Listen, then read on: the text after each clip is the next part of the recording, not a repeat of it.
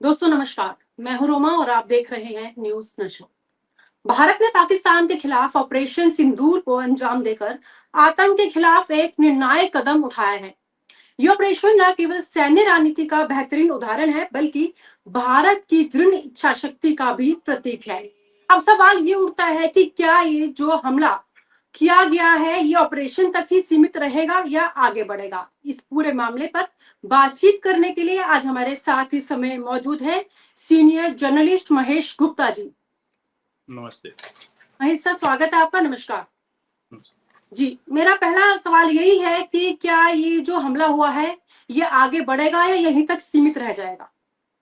देखिए, इसको आगे बढ़ाने की तो बहुत जरूरत है, क्योंकि अभी जो 9 कैंप टारगेट किए गए हैं, तो 9 कैंप से टारगेट किए गए हैं जहां पे हम बोलेंगे कि वहां पे पैदे होते हैं और वहां पे सिर्फ ट्रेनिंग दी जाती है। जो इनके आका हैं वो बिल्कुल सेफ हैं, आका वहां पे मौजूद नहीं थे। उसके अलावा कुछ और कैंप भी हैं जहां पर कार्रवाई होती है, वहां पर इनको ट्रेनिंग दी जाती है।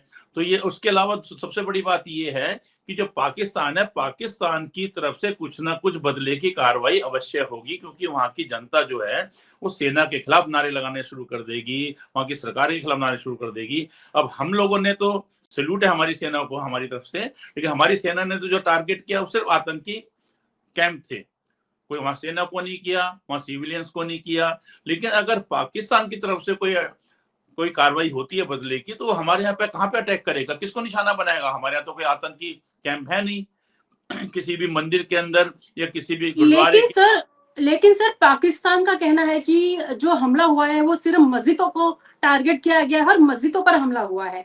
इसको क्या कहेंगे आप। देखिए, इसमें क्या सच्चाई है क्या सच्चाई नहीं है हम उसको नहीं कह सकते, क्योंकि हर तरफ का देश अपना पक्ष रखता है और अपने पक्ष को जो है वो कई बार सही तरीके से भी नहीं रखता है, और मीडिया पे भी अंकुश रहता है कि वो बातों को उस जो बताया जाता है उससे आगे बढ़कर कुछ बोल सके, अदरवाइज फिर वो देशद्रोही घोषित हो जाते हैं। तो ये मीडिया की भी एक दिक्कत रहती है।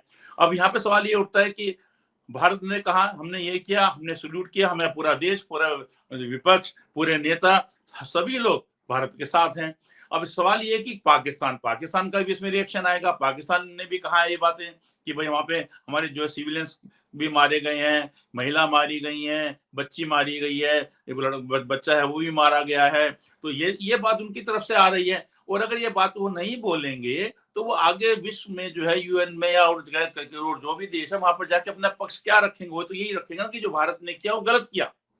अगर कोई बोलेगा कि भारत ने सैन्य जो आपके जो वहां पे सैन्य को नहीं छेड़ा, सिविलियंस को नहीं छेड़ा, तो वो बताएंगे नहीं साहब देखिए ऐसा हुआ है। वो बकायदा अपने जो हॉस्पिटल में हैं, जो उनके एडमिट हैं, उनके विजुअल्स रखेंगे, उनकी रिकॉर्डिंग रखेंगे, बकायदा उनकी बाइट भी रखेंगे, और बकायदा वो उनको हो सकता है मुआवजा भी दें, ताकि एक रिकॉर्ड चलेगा कि हाँ साहब देखिए ऐसे ऐसे घायल हुए थे, हमने ये किया।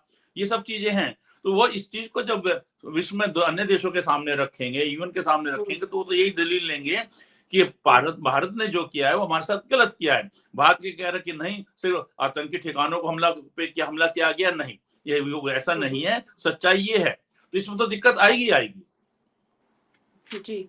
तो जैसे पाकिस्तान कह रहा है कि उन्होंने 3 से 4 भारत के फाइटर जेट गिरा दिए और भारत कुछ और कह रहा है, तो इसमें कितनी सच्चाई है। जबकि भारत कहता है कि इस बात में कोई सच्चाई नहीं है। अब आप ही बताइए पूरे मामले में कितनी सच्चाई, थोड़ी सी और एक्सप्लेन करके बताए हमारे दर्शकों को इस बारे में।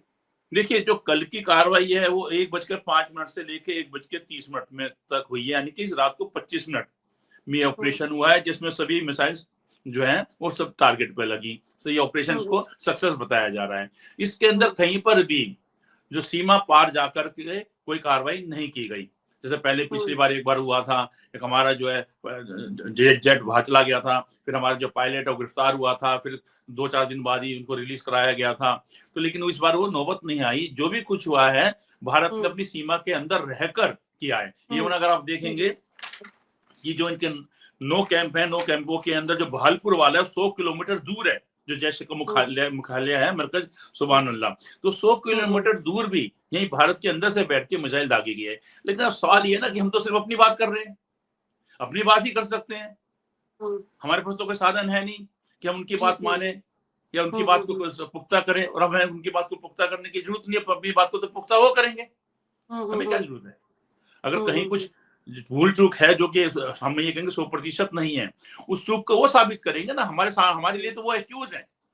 हम कोर्ट के अंदर जैसे अगर हम लीगल सर, जब इस तरीके की जब युद्ध की शुरुआत होती है, जैसे कि हम लोगों ने जैश ए मोहम्मद और लश्कर तैयबा पे हमला किया है, तो आने वाला रिएक्शन उनका कैसा होगा? किस तरीके से हमले उनके किए जाएंगे पाकिस्तान की तरफ से? देखिए रोमा जी, इसके अंदर ये कि पाकिस्तान खुलकर एकदम से कुछ करेगा उसकी संभावना कम है। वो लो कॉस्ट जिसको कहते हैं उस पर फिर दोबारा से जा सकता है कि उनके पास आतंकवादी हैं जो मरने के लिए तैयार रहते हैं। उनका टारगेट इसलिए ये होता है कि हम आए, देश में घुसे भारत के अंदर, हम वो अपनी मौत को निश्चित लेकर आते हैं साथ में। बाकी उनका अलग से दूसरा होता है कि सामने से कितने सैनिकों के साथ हम उनको शहीद कर पाएंगे नहीं कर पाएंगे, लेकिन वो तो खुद मरने के लिए आते हैं, वो तो उनका आत्मा खाती है और ये बहुत लो कॉस्ट है। और इस बात पे कहीं कोई चर्चा भी नहीं करता है कि कितने आतंकवादी आए कितने नहीं आए, तो ये आए दिन की बातें हो गई हैं। तो लेकिन ये खुलकर अटैक करना वो थोड़ा दिक्कत करेगा पाकिस्तान के लिए। और सबसे बड़ी बात ये इसमें कि ये भी है कि जो सिंधु जल संधि है उसके ऊपर भारत ने कहा कि हम पानी को रोकेंगे, तो उसके अंदर उन्होंने कहा था कि हम डैम को टारगेट करेंगे। तो हो सकता है वो, क्योंकि उसने पहले बोला इस बात को, और वो बोलेगा कि भारत ने देखिए गलत किया है, तो हो सकता है वो डैम के आसपास कुछ हरकत करे, लेकिन ओपनली हरकत करने की संभावना थोड़ी कम है। जी ठीक। तो सर, एक जो डोनाल्ड ट्रंप का जो एक बयान आ रहा है, उसने इस पूरे हादसे को शेमफुल कहा है। उसने कहा है कि इस तरीके के युद्ध नहीं होने चाहिए। इस पर आप क्या कहते हैं? देखिए, अमेरिका का जो स्टैंड है वो भारत के साथ बिल्कुल खुलकर नहीं है। वो कहते हैं कि हमारा समर्थन है, हमारा सहयोग है, सहयोग और समर्थन में फर्क होता है। उस बात भी दोनों देशों की करते हैं। तो अमेरिका से कोई बहुत ज्यादा उम्मीद रखना वो ठीक नहीं होगा। बेशक से चाहे हमारे देश की तरफ से, नेताओं की तरफ से कुछ भी बयान आए, लेकिन वो जो बयान है पूरी तरह से हम उनको सत्य नहीं मानेंगे, क्योंकि उसमें राजनीति भी छिपी है, कि जो की सच्चाई है। और राजनीति, अगर राजनेता राजनीति नहीं करेगा तो क्या करेगा? तो उसका तो काम ही राजनीति करना है। उस राजनीति में वो कितना जनता के सामने गलत तथ्य रख सकता है। गलत तथ्यों के रखने के बाद भी अगर उसे पता है कि मुझे इस बात का लाभ मिलेगा, मेरी पार्टी को लाभ मिलेगा, तो करेगा। लेकिन अगर हम वैसे लीगली वैसे बात करते हैं दो देशों के बीच की, तो अमेरिका से कोई बहुत ज्यादा समर्थन मिलेगा ऐसा नहीं है। और सबसे बड़ी बात यह है कि भारत ने जो रात को किया वो कर लिया अपनी तरफ से। अब पाकिस्तान बताएगा कि हमारे साथ क्या ठीक हुआ, क्या गलत हुआ।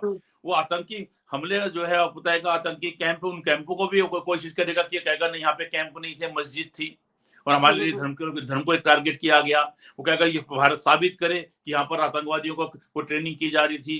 भारत जो है कोई वीडियो दिखाए जिसमें साबित हो कि वहाँ पे ट्रेनिंग दी जा रही थी। भारत ने कोई आतंकवादी पकड़ा हो जिसने कोई बयान दिया हो कि जिसमें बोले कि हाँ सब मैं फलां जगह से आया था, वहां मुझे ट्रेनिंग दी। जैसे कि अभी आखिरी हमला भी जो हुआ है पहलगांव में, उसमें भी कोई आतंकवादी गिरफ्तार नहीं हुआ है। जब आतंकवादी कोई गिरफ्तार होता है तो उसकी पुष्टि होती है, उसका नाम क्या है, उसकी बैकग्राउंड क्या है, एलियस उर्फ क्या क्या उसके नाम है। उसके अंदर फिर ये भी आता है उसकी नागरिकता कहाँ की है। अगर किसी की नागरिकता भारत की ही निकलती है तो फिर ये कहा जाता है उसको बाहर ट्रेनिंग दी गई थी। लेकिन अगर किसी की नागरिकता पाकिस्तान की निकलती है तो एक हमारे पास एक ये सबूत हो जाता है कि साहब ये देखिए पाकिस्तान का ये निवासी है और वहां से आकर इसने किया। लेकिन ऐसे तो अभी हालात है नहीं, कोई उसमें आतंकवादी पकड़ा नहीं गया है। तो उसके अंदर भी अभी एक तरफा जो बातें हैं वो हमारी चल रही हैं। अब जब वो भी अपना पक्ष रखेगा कि साहब देखिए कोई आतंकवादी नहीं पकड़ा गया और किस आधार पर हमारा नाम ले रहे हैं, और आतंकवादी हमले वहां पे तो हर रोज हो रहे हैं, हर दूसरे दिन होते हैं। 2 आतंकवादी आए, 4 आतंकवादी आए, बल्कि आतंकवादी मारे भी गए हैं। तब कभी भारत के पास कोई सबूत नहीं आया हमारे खिलाफ। और अगर वो बोलेंगे भारत के पास सबूत आया था तो भारत ने उस टाइम उसको उजागर क्यों नहीं किया? उजागर करने के साथ साथ कोई कार्रवाई क्यों नहीं की? कोई विश्व में जाके देशों के सामने कोई मांग क्यों नहीं उठाई? तो ऐसा तो नहीं हुआ। हम भी देखते हैं कि हमारे जो है सैनिक, बड़े पद के लोग भी हैं जो शहीद हुए, बड़ा दुख हुआ। कई बार तो चर्चा तक भी नहीं होती थी और हमारे नेता जो है अपने समारोह में अपना व्यस्त रहते थे। विपक्ष बात को उठाता था कि देखिए हमारे जो है सैन्य के जो बड़े अधिकारी हैं वो तक शहीद हुए हैं, कोई श्रद्धांजलि नहीं दी जा रही, उनका कोई नाम नहीं लिया जा रहा। ऐसी बातें भी सामने आती हैं। लेकिन इस बार ही जो है ये ऐसा हुआ है कि भाई आतंकी हमला को नाम लेकर जो आतंकी ठिकाने हैं उनको ध्वस्त किया गया है। 100 किलोमीटर दूर तक मिसाइल मारी गई है, लेकिन सभी भारत ने अपने सीमा में रह के किया है। अब उनका पक्ष अब आना शुरू होगा। उनके बहुत सारे चैनल हमारे यहाँ पे ब्लैकआउट किए हुए हैं, उनका पक्ष आना जी। शुरू होगा। हमारे यहाँ पे हम्म, कई यूट्यूब चैनल हैं, उस पर आ भी रही है, उनके जो बयान है वहाँ के उनके बड़े बिल्कुल। सैनिक अफसर है, उनका सैनिक है, उनका बयान चल रहा है बकायदा, जो दिखा जी रहे हैं इस बिल्कुल। बात को। सर गवाह अगर भी हम हैं जो पहलगाम की बात करें तो जो जिन लोगों ने हमला किया था वो लोग अभी तक पकड़े क्यों नहीं गए? देखिए, सबसे बड़ा सवाल तो यही है ना कि वो लोग आते हैं, उनके पास पूरा समय था, समय में बकायदा ये भी कहा गया कि उन्होंने नाम पूछ कर बकायदा किया। आतंकवादी ऐसे बिल्कुल। तुरंत गोली चलाता है, और अगर आप वहां पे हम्म, बोलेंगे नाम पूछ कर किया गया, तो एक हम्म, बड़ी और अजीब सी बात हो जाती है कि आप देखिएगा ना हम्म, कि अगर कहीं पर भी 100 पर्यटक हैं कश्मीर के अंदर, तो 100 पर्यटक में मैं कहूंगा कि 99.9% हिंदू होते हैं, चाहे वो हिंदू हो, चाहे वो सिख हो, चाहे वो क्रिश्चियंस हो, चाहे वो पारसी हो। मुस्लिम्स बिल्कुल। तो है 100 में एक आधा कभी कभार शायद निकले, तो हमें तो 100 से हमारे को गिनती ऊपर 1000 पे चली जानी चाहिए या 10,000 पे चली जानी चाहिए, जहां पे हम कहेंगे कि मुस्लिम तो होता नहीं है। तो ऐसे में पूछना, अब उन्होंने पूछा, वहां पे कोई भी एक मुस्लिम निकला कोई टूरिस्ट नहीं था ना, तो पूछने की क्या सेंस है? भगवान जी ने पूछा नहीं पूछा, क्या बात है क्या नहीं है, लेकिन उसके बाद उनके पास पूरा समय था, उन्होंने बकायदा नाम पूछकर हत्याएं की वहां पे, उसके बाद वो वहां से चले गए। आप भारत का जो है सेना तुरंत उस खोज में लग गई, हेलीकॉप्टर तुरंत खोज में लग गए, कश्मीर के अंदर तुरंत जो भी आतंकवादियों के नाम पर वहां पे लोगों को अरेस्ट किया गया है, उनके पास असला दिखाया गया, किसी के पास एक पिस्तौल है तो किसी के पास एक हथगोला है मिल रहा है, और इस तरीके से जो वहां पे धरपकड़ हो रही है। तो लेकिन इसके अंदर सवाल सबसे उठता है कि 5 आतंकवादी आए और 5 आतंकवादी चले गए, तो ये हमारे जो इंटेलिजेंस इनपुट है उसकी भी खामी है, उसका भी फेलियर है, उसका फेलियर तो है ही है।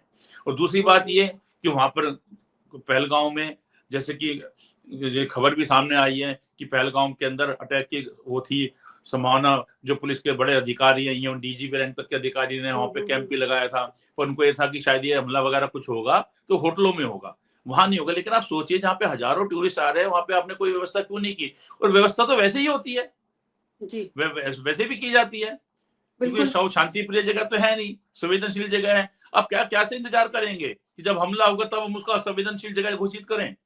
अरे भाई, कश्मीर है, कश्मीर में पहलगाम है, जहाँ टूरिस्ट आ रहे हैं, आप देखिए ना आप उनको। अगर वो बोलते हैं कि ये आतंकवादी जो है वो टूरिस्ट पे हमला नहीं करते क्योंकि कश्मीर का जो है अर्थव्यवस्था प्रभावित होगी, वहां का रोजगार प्रभावित हो जाएगा, उनका टूरिज्म खत्म हो जाएगा, तो फिर जब आपके पास इनपुट था और आपके पास फिर ये आपको ये लगा कि शायद वो कहीं होटल वगैरह में आकर आतंकवादी घटना करेंगे, तो क्या वहां पे टूरिज्म प्रभावित नहीं होता?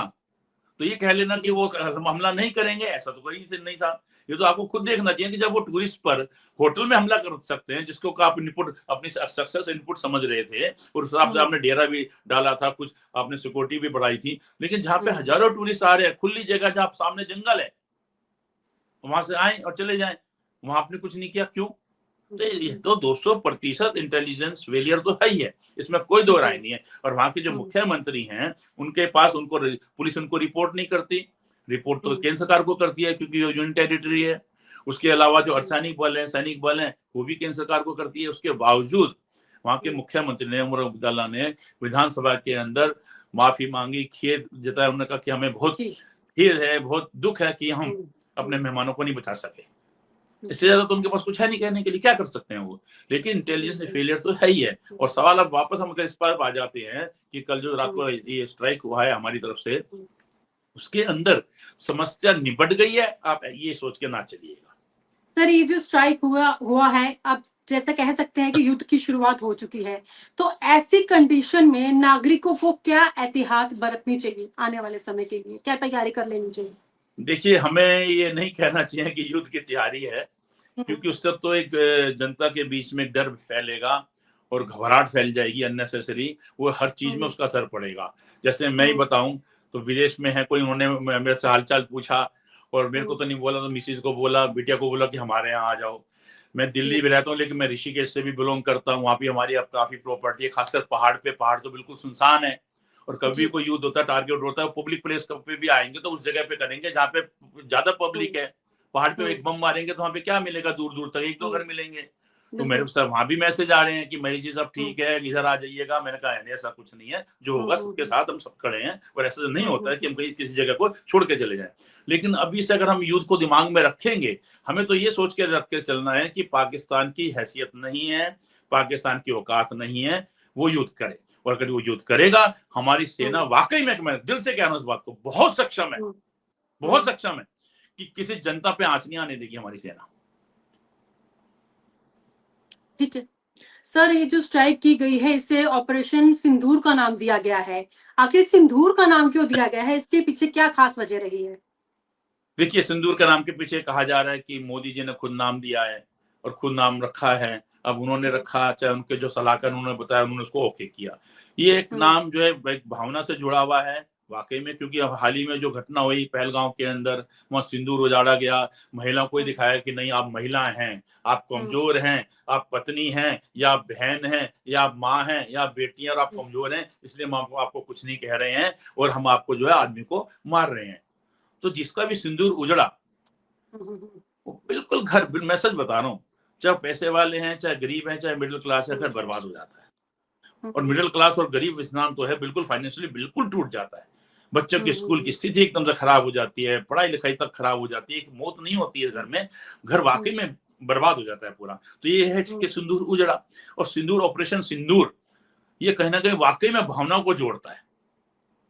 हम बोले क्या हाल है, सब ठीक, हम क्या ले, हम रात बहन के पास जा रहे हैं, रक्षाबंधन है, तो एक अलग फर्क हो गया इस बात का, है कि नहीं है? तो ऐसे जो सिंदूर नाम दिया गया है, हमारी जो महिलाओं की भावनाओं को जोड़ा गया है, उसके अंदर बताया गया कि हमने आपके सिंदूर जो उजाड़ा गया है, हमने उसका बदला दिया, नंबर 1। नंबर 2, आप देखेंगे कि जो हमारी प्रेस कॉन्फ्रेंस की है सेना की तरफ से, उसमें भी 2 महिला, एक जो हमारे सचिव हैं, विदेश सचिव, वो थे, वो सीनियर है, वो सबसे पहले बोलेंगे। उसके बाद 2 सैन्य अधिकारी जो लाई गई हैं, दोनों महिला, और उन 2 महिलाओं में भी एक महिला जो है वो मुस्लिम है। तो हमारे तो एक मैसेज दिया गया कि हमारे यहाँ महिला कोई कमजोर नहीं है। नंबर 2, किसी भी जाति की हो, किसी भी समुदाय की हो, हमारी सेना, हमारा देश एक है।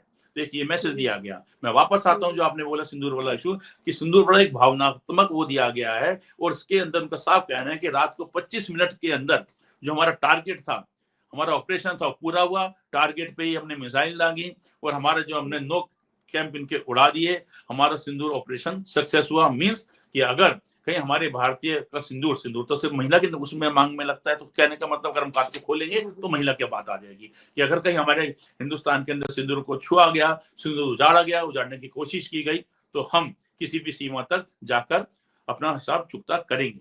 लेकिन सवाल फिर घूम कर आ जाता है कि आगे क्या होगा। आगे में तो देखिए अभी वेट करना पड़ेगा आपको, और आगे का कुछ नहीं होगा ये हम नहीं कह सकते हैं। आगे बहुत अलर्ट रहना पड़ेगा। आगे हमें ये भी देखना पड़ेगा कि वो क्या करते हैं। अगर हम हमेशा, देखिए मैं एक सच बात बता रहा हूँ आपको, मीडिया है, गोदी मीडिया कह लीजिए, चाहे कोई भी मीडिया कह लीजिए, ये किसी देश में होता है कि अब जितने हथियार हैं पहले से दिखाना शुरू कर देते हैं, किस हथियार की कितनी क्षमता है वो भी हम दिखाना शुरू कर देते हैं, किलोमीटर के हिसाब से, कितना टारगेट है उसके हिसाब से। फिर हम ये भी दिखाना शुरू कर देते हैं हमारे पास कितनी सेना है, किस सेना में कितने कर्मचारी हैं, कितने हमारे पास पोत हैं, कितने हमारे पास हवाई जहाज हैं, हमने क्या नया खरीद लिया है, वो भी हम खुल के बता रहे हैं। अरे भाई, कभी असले के बारे में बताया जाता है क्या? आप एक, मुझे कॉलेज के टाइम की बात याद है, मेरे पास लाइसेंसी रिवॉल्वर थी, कॉलेज में मैंने बनवाई थी, तो हमारे पड़ोस में मेजर साहब रहते थे, जो उनको मैं आज तक नहीं भूला।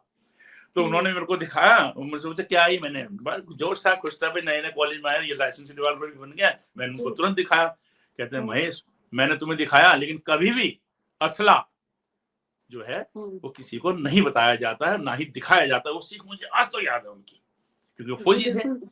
आप अपनी हर चीज पहले से दिखाना शुरू कर देते हैं, तो ये चीजों से फायदा नहीं है, नुकसान है। बिल्कुल सही चीज, बिल्कुल सही बात की सर ने आपने। ये चीजें दिखाई नहीं जाती, ये सीक्रेट चीज होती है, हमारी देश की सेफ्टी की चीजें होती हैं, ये ओपन में ऐसे नहीं दिखाई जाती। फिलहाल जो इस समय देश के जो हालात बन रहे हैं, इसको लेकर आज आपसे पहली बार चर्चा हुई। आगे भी चर्चा जारी रहेगी अगले एपिसोड में। फिलहाल आज के लिए शुक्रिया, बहुत बहुत नमस्कार। नमस्कार। और आप हमसे जुड़े रहने के लिए सब्सक्राइब करें YouTube पर, फॉलो करें Twitter पर और लाइक करें Facebook पर। और ज्यादा जानकारी के लिए आपको टाइप करना होगा सिर्फ न्यूज़ नशा।